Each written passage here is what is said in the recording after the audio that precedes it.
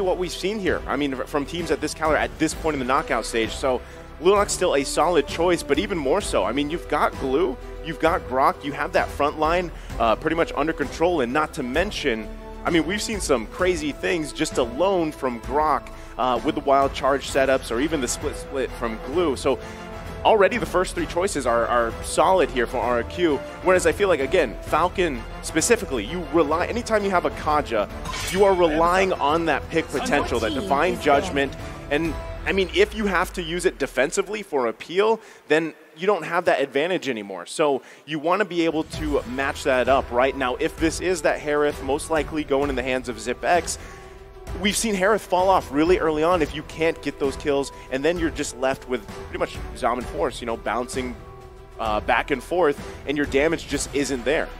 I think RRQ for sure understands that as well. They know that Falcon, they have a lot of pick potential. They have a strong jungler, a strong roamer with great crowd control, but they also need a strong mid laner to supplement that, to ensure that the mid lane isn't constantly shoved on, and to ensure that they have a numbers advantage if they are roaming around as well.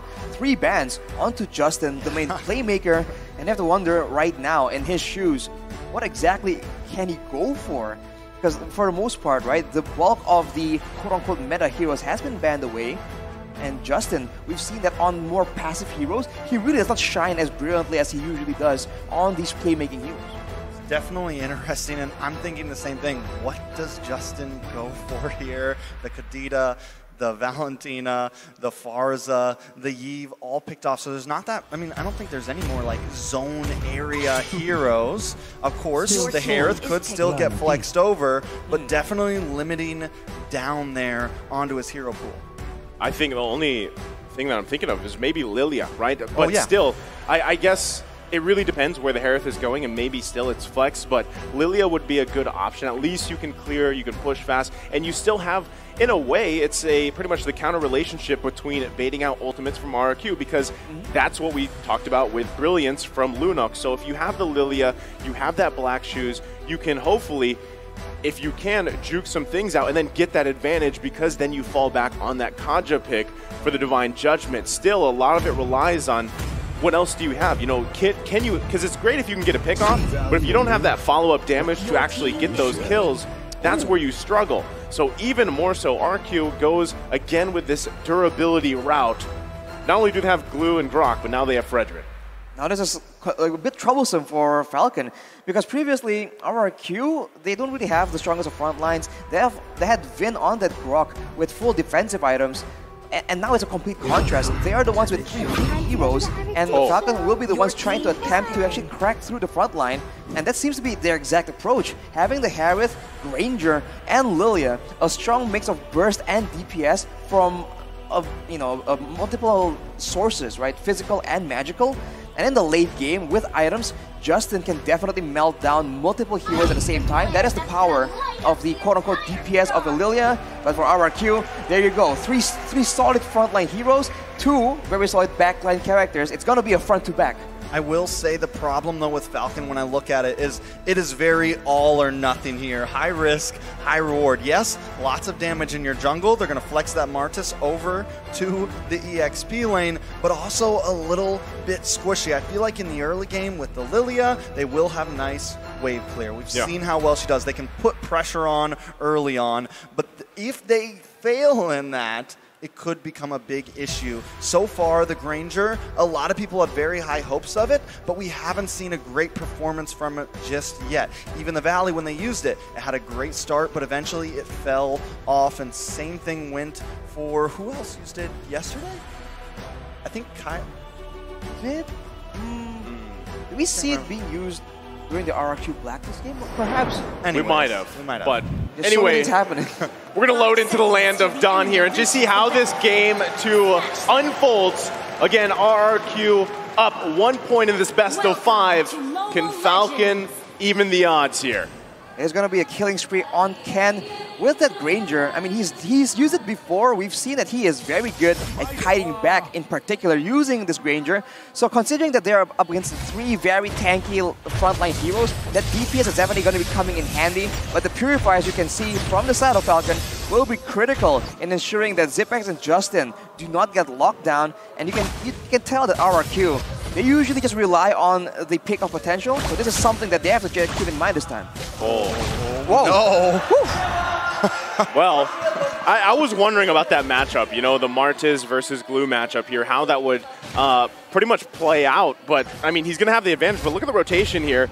Naomi and Ken making their way to the bottom side for R7, but gets the information. Now, I do also want to say that the thing about Granger, we've seen some amazing gameplay from the hero alone in different hands here, but what we have taken, what we've seen is late game, eventually, even when you have a good start, Granger kind of falls off a little bit to the point where even the ultimate is, it's either you get that last killing blow or it just does no damage. And when you're talking about 3 tanky boys from RRQ, eventually it's going to be tough to deal with.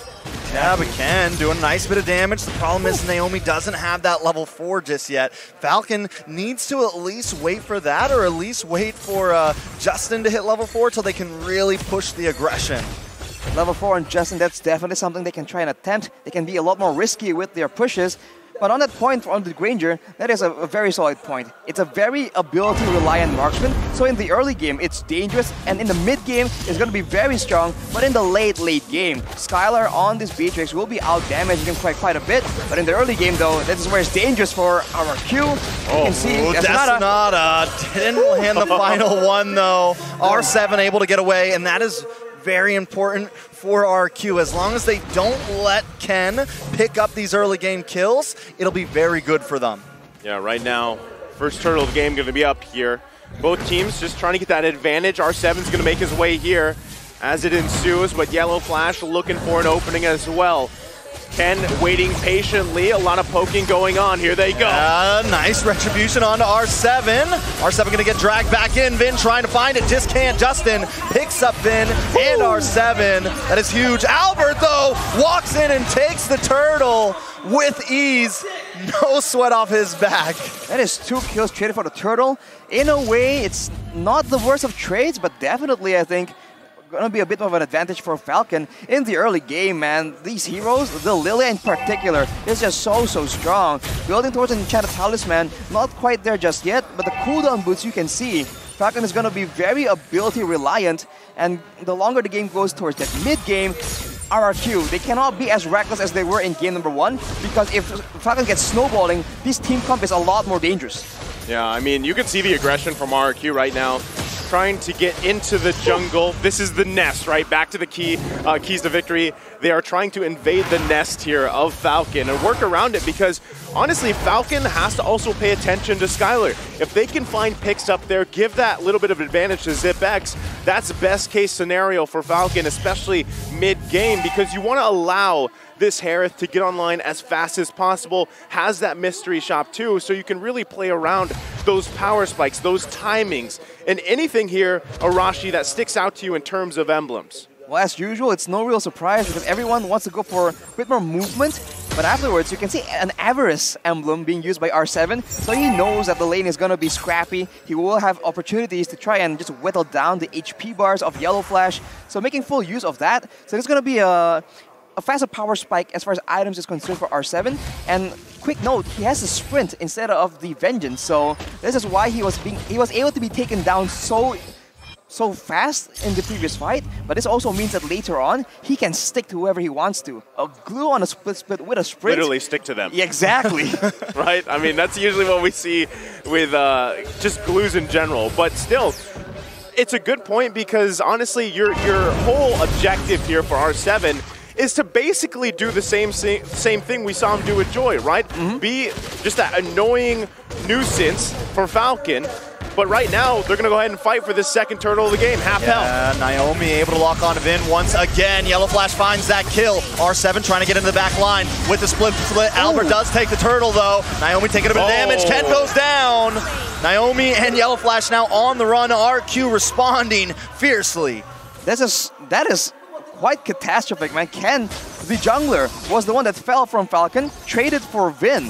This is the same thing we saw. Falcon, fearing the engage coming from Vin, targets him instead to ensure that there won't be a big wild charge. But in exchange, right, they leave their members vulnerable and out of cooldowns for RRQ to just punish afterwards. This is something that RRQ just really enjoys doing, and in Falcon, they just have to adjust and do something differently, man. Vin is ready to take the fall for his team. Yeah, I mean, he's actually looking for an angle here. Not sure if he's going to commit, but the pressure alone is exactly what's working here for RRQ. I mean, even around the purple buff. A lot of damage does come on to Albert, but he is a tanky boy along with Vin. Clay also being some kill threat. Zipex does drop the Zamon's Force, trying to lock on to Vin here. Still Gonna going. need to watch out for Skaylar, though. Doing a nice amount of damage. Ken and Naomi also here as well, but the disengage does happen. So, I mean, this is the thing, right? Going back to that Granger pick, you want to have it for that early game advantage. The burst should be there, even in mid-game. But when you have this kind of a start, it's really tough here. And yes, these two are going to go at it here. I don't think anyone's going to go down. But still, it's a struggle for Ken at this point, especially because Albert now picking up that Radiant Armor. I mean, he's having a great game so far. Let's take a look at the items real quick here, Arashi. Well, as you mentioned, Ken with the Hunter Strike, attempting to just get a lot more value, more chase, more slowdowns. And Justin now with the Enchanted Talisman, that's a lot of clear, a lot of DPS still. It only depends if RRQ actually stick around and crowd together for the damage to come through. And especially with the Radiant Armor completed for Albert, he's going to be a lot more comfortable just staying in the pit, contesting those neutral objectives. Is what we've seen happening since the first turtle. Yeah, I mean, and the fact that Zipex is just getting pushed in right now in his own lane, it is very, very bad, especially for this next neutral objective, because Skaylar can now rotate down. And with that sniper, going to bring Justin down to about half health. Vin with the conceal play, but mainly just opening up space, drops a wall. Ken does a nice amount of damage with Vin with a wild charge. Albert takes the turtle, and down goes Ken. Clay comes in, trying to do some damage. We do see Zipex drop the Zamon's Force, but it's still not enough. RQ taking claim over the Land of Dawn. It's been traded again for Ken, and that is just such a sad situation. Trading the roamer for the jungle again and again. And as Nice mentioned, the mid-game is where Ken needs to shine and show the power of this Granger. But if he keeps getting picked off like this, it's not going well at all. RRQ finally increases the lead up to 1.6k gold. And in the midst of all that, they are still the ones able to find structures, turrets in the top and bottom lane. Falcon will slowly but surely lose control, and that is where RRQ shines, when they can set traps for their opponents in the bushes, and especially if you take a look at the items here. Skaylar with the BOD, that's a lot of burst damage coming in from the Bandit's Rage or the Nibiru's Passion, so Falcon now needs to be very careful where they step, lest they get engaged on by Albert or Vin.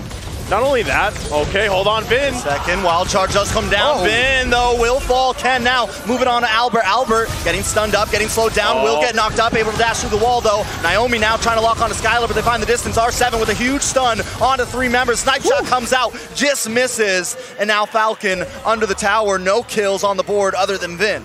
So that could have gone way worse for RRQ, but because of this lack of damage from Falcon, they weren't able to continue to follow up there. Now, what's great, Ken was able to get a kill, right? Helps him a little bit in the itemization, because earlier, before that, he was about 1,000 gold behind of Albert, plus about 2 levels.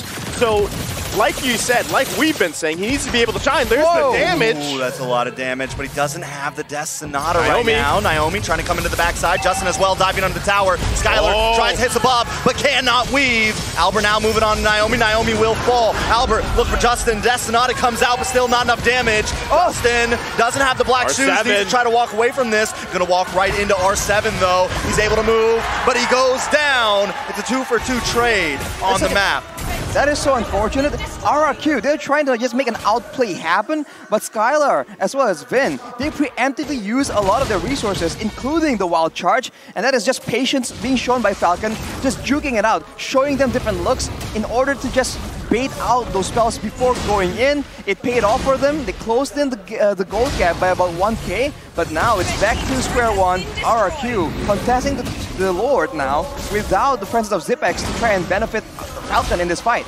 And they are going to hold down. We got to watch for Naomi hiding out in this mid bush. One other thing, Falcon has taken a few towers across the map. Now they're all going to try to group up here. Vin brings in the wild charge. Naomi annihilated. Now RQ wants to move in. Albert able to take the Lord. R7 into the backside, but Falcon needs to try to retreat.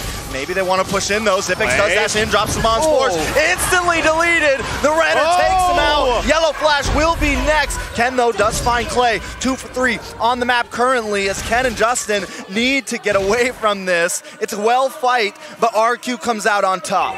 Okay, they grab a couple kills there again on both sides, but you gotta be cautious here for Skaylar. He's getting to the point where he's gonna start carrying the damage department for RRQ. They've got that nice gold lead here. Naomi has to be able to find Skaylar as they assault the mid lane. Still, they also have to deal with this Lord marching on the top side.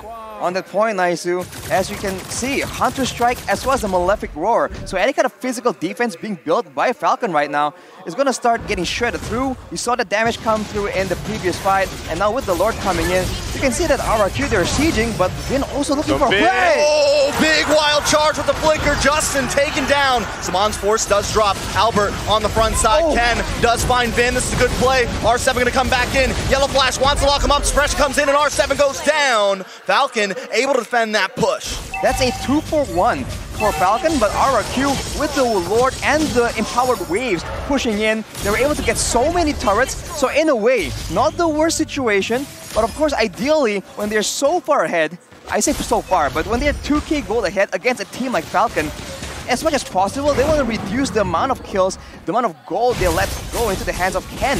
Because we saw in that fight, that Death Sonata, especially to the squishier targets on the side of RRQ, it still does quite a significant amount of damage. Yeah, it does quite a bit here. And right, this is your time, if you're Falcon, to step on the gas if you can, right? This starts with Naomi, find a pickoff, get that numbers advantage. You're still working against a gold lead here. Now you're able to get a couple more items like we take a look, on the proper people here for Falcon. But at the same time, you still have to worry about Vin, R7, Albert just taking the brunt of that damage. And even if you focus on Clay, you still have to get past that brilliance. You still have to get past everyone to get to Skaylar. If they can get Skaylar off the board here, they lose a big impact on damage for RRQ. Now still, it's going to be pretty much a stalemate until things transition in about 30 seconds for that next Lord here. But Falcon's going to have to get more space on the map. They've got only 2 turrets. So right now, RRQ with a huge advantage in terms of space. And with that space, look at Zipex. He's not doing very hot in terms of kills, but look at his items, man. One more item, well, at least 2 more items actually, to get a full inventory slot. He is not too far behind Skaylar. Exactly, that's a lot of damage still. This is a quote-unquote late-game Harith. He has the items available to be an actual threat to the tankier members because remember, he does have a good amount of true damage in his kit. And along with that, Lilia with a Ice Queen's Wand and a Glowing Wand, that is a nightmare for these beefy fighters that have to close distance, that will take a lot more damage from the burn, the percentage HP damage coming in from the Glowing Wand. And it's a very well amount of damage distribution as well. You have a decent amount of magic damage, a decent amount of physical damage with Ken. So RQ has to decide how they want to build throughout this mid-phase. Vin is going to miss that wild charge. Actually, he does land on to Naomi, but Naomi able to get away. Albert holding down. Zipex goes down, though. Albert finds it. Justin will fall on the backside. R7 going to keep on moving. Skaylar picking up a double kill, a 3-for-0 trade, and a Lord over to the side of RRQ. With 3 members down, this is a very tough situation to be in for the side of Falcon. RRQ are very good at this. They know you have your death timers still on cooldown. They will push and try and get as much as possible. And even once Falcon members respawn, they still have to contend with the Lord coming in. And with a Beatrix on the side of RRQ, they can just very slowly but surely siege down these turrets, and they have already begun to do so. Yeah, they're going to go ahead and lose that mid-inhibitor turret here. Also the top one being whittled down. They've got to deal with the Lord as well. Falcon in full defense positions here as RRQ going to put their eyes on the bottom lane as well. Still a back and forth between both teams. Falcon looking at Naomi here. Can he find anything? Oh, Vin will get suppressed here. Yellow Flash comes in, gets a few knockouts, but Naomi's deleted along with Zipex. Ken with the Death Sonata able to find Albert, but they've locked onto the base. They need to do something quick, trying to defend with all they can. Push the minions back, get them away because RQ's trying to end this. RQ gonna readjust the situation. Skaylar able to clear waves. They have another wave of minions coming from the top side. Do they want to re-engage here? Skaylar still at full health. Ken, Yellow Flash, and Justin all alone. Yellow Flash gonna try to move in. RQ with the dash and the darkness. Ken will go down. Now the base is going to get focused in. Skaylar shredding through, but no minions there. Vin finds a wild charge. Naomi does get knocked up, but Yellow Flash is here as well. Skaylar forced to finally retreat, but another wave. Sniper shot comes in, just misses, and Falcon lives to see another day. RRQ, they just stayed a bit too long. They want to try and end the game right there and then, but unfortunately, the waves have been cleared by Falcon. They knew what they have to do, and soon we'll take a look at a replay. That was a very chaotic chain of events. It all began with RRQ going for a good fight. They got the pickup, they get the members low, and that was an insane snipe. And off the bat, Falcon's already on the back foot, but afterwards, right, despite how dangerous it looks, RRQ understand that the members of Falcon have a lot of burst damage, so Skaylar was unable to actually move forward and end that game, and now they are back to just waiting for the next Lord, because of course for both these teams, that comeback is still a very serious possibility. Well, I mean, even looking at the items, right, you just need a little bit more time for Falcon to at least have the full items they need, right, at least across the board here. Now still, there was a great defense coming out from Falcon in the base. I mean, even Ken able to grab a couple kills. At this point, again, like, Granger's damage is kind of, is it there? You know, unless you hit the right targets, but still, you can see this from RRQ. They're pressing every situation they can. And a lot of it is, again, Skaylar and Clay able to just freely be in the backside, and even Clay making those decisive decisions to flicker in, get those Chaos Bolts off. It shows just how strong RRQ is right now. Now that this Lord is for the taking, Falcon has to contest this if they want to stay in this game. Yeah, they have no inhibitors right now, so they definitely have to contest, but R7 comes in with a big stun. Finn gonna get that wild charge off. Falcon now on the run. Zipbacks drops Bazan's force with a little misplaced there. R7 just being the distraction that RRQ needs. He's gonna jump on top. Oh my goodness. Ken, very low. Ken goes down. Finn with the immortality, but Falcon now on the ropes. All of them low health, and a Lord coming soon. Just like the joy, R7 does it on the glue in the same fashion, and it works so good. RRQ, you understand that the main damage threat is going to be Ken on the Granger. They sent R7 after him, and during that split when he was mounted onto Ken, he preemptively placed the Slam to ensure that he can pull Ken back, and now RRQ are going for the kill. Yeah, the Lord's going to come in. They're going to try to defend Yellow Flash, getting a couple decent knockups there. Black Shoes does pop for Justin. R7 trying to defend. Lord is locked on. Base getting chunked, trying to defend, but this will be it. RQ takes game number 2. Wow. Match point. RRQ here. What a performance. Still a pendulum between these two teams, but this time, RRQ again just coming out stronger. I think their composition is just so much stronger in the late game. It's a bit of the same situation. There are moments where Falcon were able to get an advantage, but afterwards, RRQ just find that single moment, they get 3 kills onto Skaylar, and just like that, that Beatrix damage in the mid-game, that was insane, man.